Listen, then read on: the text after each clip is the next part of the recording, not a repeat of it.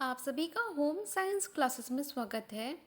हमारी वीडियो में आज हम बात करेंगे भोजन एवं पोषण के बारे में। इससे रिलेटेड जितने भी इम्पोर्टेंट क्वेश्चंस हैं उसको सॉल्व करेंगे। आप होम साइंस से रिलेटेड जितनी भी तैयारियां कर रहे हैं, जितने भी एग्ज़ाम की तैयारियां कर रहे हैं, टीजीटी हो, पीजीटी हो, जीआईसी हो या फिर LT grade, D triple S B, जितने भी आप तैयारियां कर रहे हैं सबके लिए बहुत इंपॉर्टेंट है। तो इस वीडियो को आप ज़रूर देखें, ठीक है।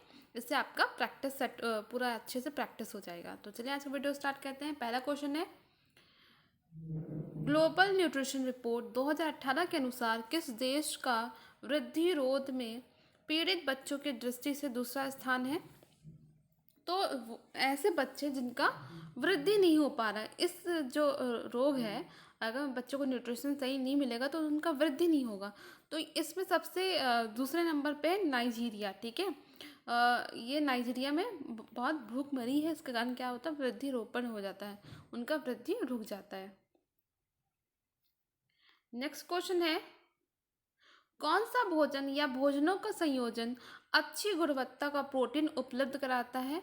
तो भोजन का जो ऐसा संयोजन जिसमें प्रोटीन अच्छी मात्रा में मिलती है तो वो है दालें और भूरा चावल, ठीक है। नेक्स्ट क्वेश्चन है, सार्वजनिक स्वास्थ्य पोषण चक्र में कितने चरण हैं? तो जो सार्वजनिक स्वास्थ्य पोषण चक्र है इसमें चरण, ये सारे ऑप्शंस गलत है। इसमें जो चार चरण होते हैं, ठीक है। अगर एग्जाम में पूछ लिया जाए तो आप चार में टिक करना। नेक्स्ट क्वेश्चन है, अपोषणीय पदार्थ जो भोज्य पदार्थों में उद्देश्यपूर्ण ढंग से मिलाए जाते हैं, ठीक है, तो वो क्या कहलाते हैं? फूड एडिटिव, ठीक है।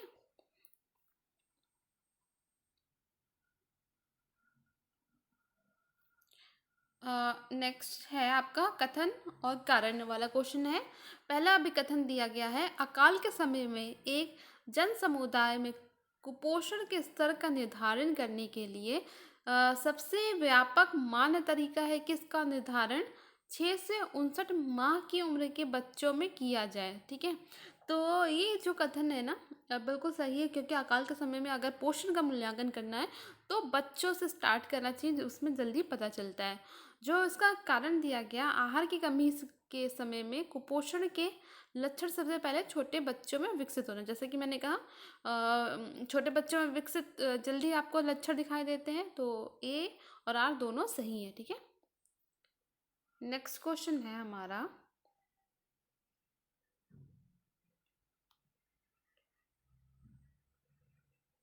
वह भोजन जो एक पोषणीय दृष्टिकोण से पूर्णतः अपर्याप्त है।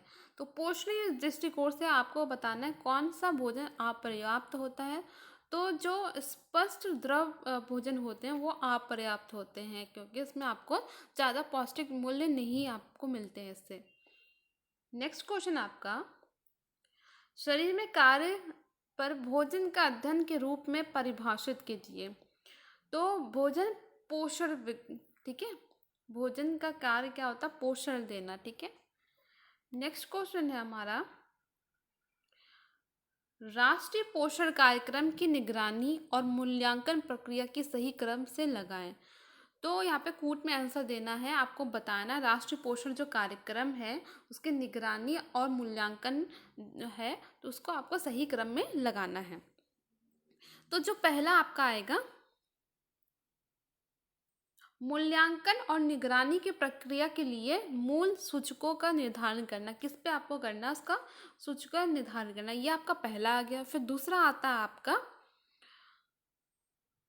दूसरा है आपका सूचकों के बारे में जानकारी एकत्रित करना। तो जो सूचक आपको मिले उसके बारे में और अच्छे से जानना, जानकारी इकट्ठा करना। फिर जो आपका तीसरा आता है, ठीक है, जो तीसरा आपका विश्लेषण के लिए संरचना का विकास करना। तो आप विश्लेषण करेंगे तो उसके लिए संरचना बनाना पड़ेगा पूरा, कि आपको किस आधार पर विश्लेषण करना है। फिर जो आपका चौथा आता है, चौथा आपका नमूने प्रति और संभावित संख्या की पहचान करना, ठीक है। आप कहाँ से नमूना लेंगे, क्योंकि जहाँ का प्रॉब्लम है आपको वहाँ से नमूना इकट्ठा करना होगा, प्रॉब्लम के बारे में जानना समझना होगा, ठीक है। जो पांचवा है आपका, 5वां है उपलब्धियों और परिणाम के बारे में लिखना। तो जो आपको उपलब्धि हुई है, जो परिणाम उसका निकला, उसको आप पूरा रिपोर्ट लिखना। ठीक है, तो आपका ये पूरा सही क्रम है। तो इसका सही जो है आपका डी है। ठीक।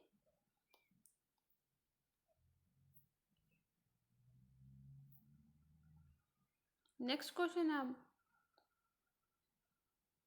पोषण तत्वों का अधिकांश अवशोषण होता है, तो ये ज़्यादा अवशोषण आपका पूरा छोटी आंत में होता है। ठीक है, पोषण जो आपका आमाशय होता है उसमें तो खाना आता है, थोड़ा डाइजेशन होता है वहाँ पे, लेकिन पूरा नहीं पचता। यहाँ पर सिर्फ कार्बोहाइड्रेट का पाचन होता है। बाकी जब आपका छोटी आंत आता है तो वहाँ पे आपका पाचन अवशोषण भी होता है। नेक्स्ट क्वेश्चन है, बच्चों के शारीरिक विकास में सबसे महत्वपूर्ण कारक है। तो शारीरिक विकास में सबसे महत्वपूर्ण कारक क्या होगा? पोषण। अगर पोषण नहीं मिलेगा तो उसका वृद्धि और विकास कैसे होगा? नहीं हो पाएगा। ठीक है, तो विकास और वृद्धि के लिए पोषण आवश्यक होता है। नेक्स्ट क्वेश्चन है, पोषण तत्वों का धारण अधिक होता है। तो पोषक तत्वों का धारण अधिक होता है कैसे? उबालने से। ठीक है, उबालने से जो पोषक तत्व होते हैं उसमें नष्ट नहीं होते हैं। बाकी तलने, भुनने, दबाव द्वारा पकाने में क्या होता है, पोषक तत्व ज़्यादा नहीं रह पाता, नष्ट हो जाता है।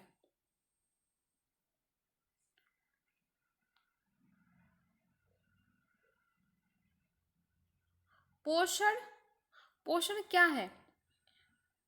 क्वेश्चन है पोषण। तो पोषण के बारे में आपको बताना है, पोषण क्या है? एक प्रक्रिया है जिसमें शरीर के सभी भाग सभी जैव कार्यों के लिए पदार्थ प्राप्त करता है और उनका उपयोग करता है। तो जो पोषण आपको जितने भी आवश्यक पोषक तत्व होते हैं वो मिलता है, उसको अवशोषित करते हैं और अपना आपका जो शरीर होता है उसका अच्छे से यूज़ कर लेता है। ठीक है, जैसे कि आपका कहीं टूट फूट हो गया तो प्रोटीन, जो पोषण के रूप में प्रोटीन मिला, वो प्रोटीन क्या काम करता है, जो टूट फूट है उसको मरम्मत करता है। तो ऐसे ही आपके बहुत पोषक तत्व जरूरी होते हैं हमारे शरीर के लिए, उसका शरीर अच्छे से यूज़ कर लेता है। तो पोषण हमें खाने के माध्यम से मिलता है। नेक्स्ट क्वेश्चन है, सारे इंपॉर्टेंट क्वेश्चन है जो एग्जाम में बार बार पूछे भी गए हैं।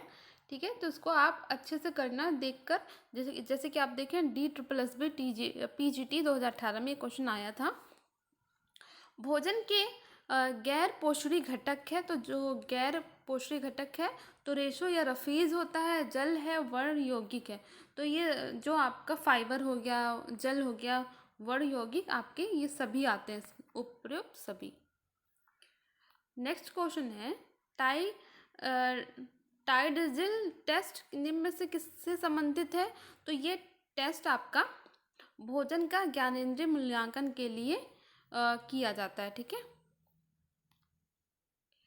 क्वेश्चन है, भोजन शरीर में निम्न में से कौन सा कार्य करते हैं? तो भोजन हमारे शरीर में शारीरिक कार्य करते हैं, सामाजिक कार्य करते हैं, मनोवैज्ञानिक कार्य करते हैं, ये सभी कार्य करते हैं। उपरोक्त ये सारे आपके सही हैं। ठीक।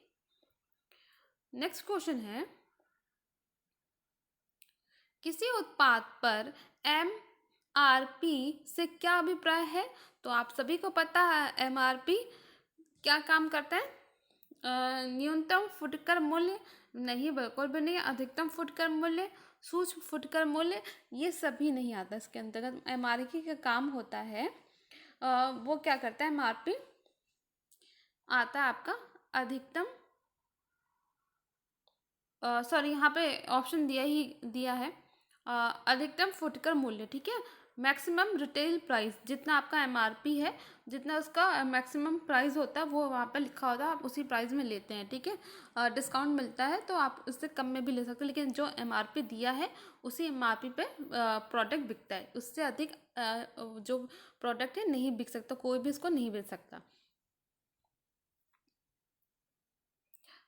इनमें से कौन सी विधि व्यक्ति के पोषण स्तर का आंकलन नहीं करती? तो पोषण स्तर का आंकलन कौन सी विधि नहीं करती है?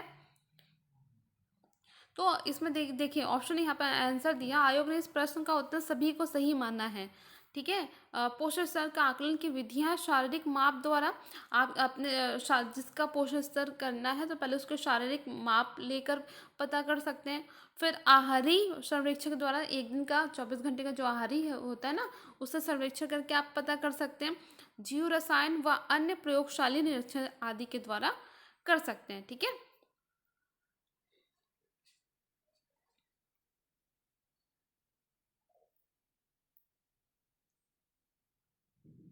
नेक्स्ट क्वेश्चन है, 5 खाद्य समूह पद्धति है। तो जो 5 खाद्य समूह पद्धतियाँ कौन कौन सी होती हैं? खाद्यान्न जिसमें अनाज एवं उत्पादन, दाल एवं फलियाँ, दूध एवं दूध उत्पाद, फल एवं सब्जियां और वसा एवं चीनी आते हैं। ठीक है। तो 5वें नंबर पर जो खाद्य समूह होते हैं ना, वो इसके अंतर्गत आते हैं। नेक्स्ट क्वेश्चन है, घुलनशील और संश्लिष्ट आहार का घुलनशील और सरल आहार में रूपांतरण कहलाता है। जैसे कि जो अघुलनशील पदार्थ होते हैं उससे घुलनशील में जो आप उसको रूपांतरण करते हैं वो क्या कहलाता है? वो कहलाता है आधारी चयापचय। ठीक है। राल क्या है? राल एक वर्णक होता है। ठीक है। गोंद जैसा, यहाँ पे दिया है राल या रेजिन, गोंद जैसा हाइड्रोकार्बन द्रव्य होता है जो वृक्षों की छाल और लकड़ियों से निकलता है।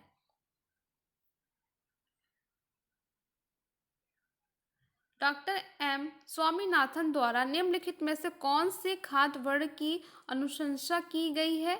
तो उन्होंने 11वां खाद्य वर्ग की अनुशंसा की थी। ठीक है।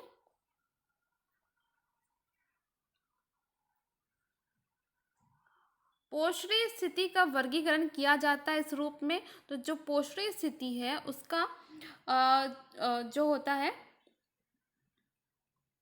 वर्गीकरण, इसका स्थिति का जो वर्गीकरण है वो किया जाता है अनुकूलतम और अल्पतम के द्वारा। ठीक है।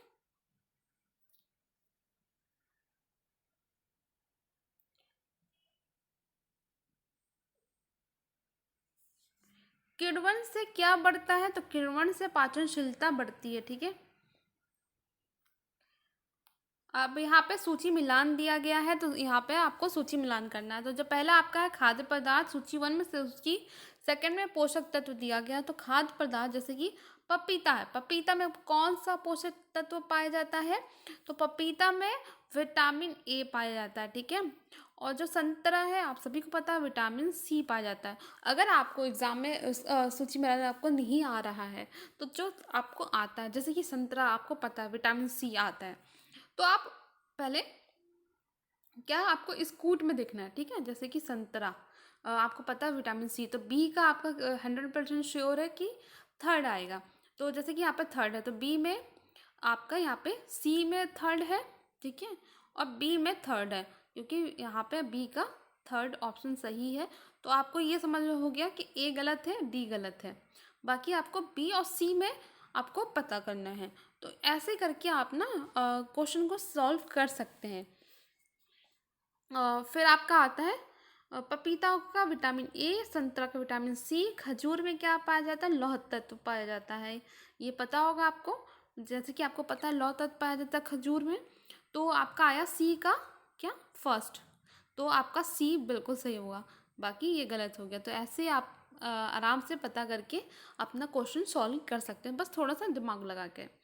फिर रागी में क्या? कैल्शियम। हो गया, सॉल्व हो गया। ज़्यादा प्रॉब्लम नहीं होती है अगर आप सही से इसको सॉल्व करेंगे थोड़ा सा अपना ट्रिक लगाकर। तो आज के लिए इतना ही। वीडियो पसंद आया तो प्लीज़ वीडियो को लाइक करें, शेयर करें, चैनल को सब्सक्राइब करें।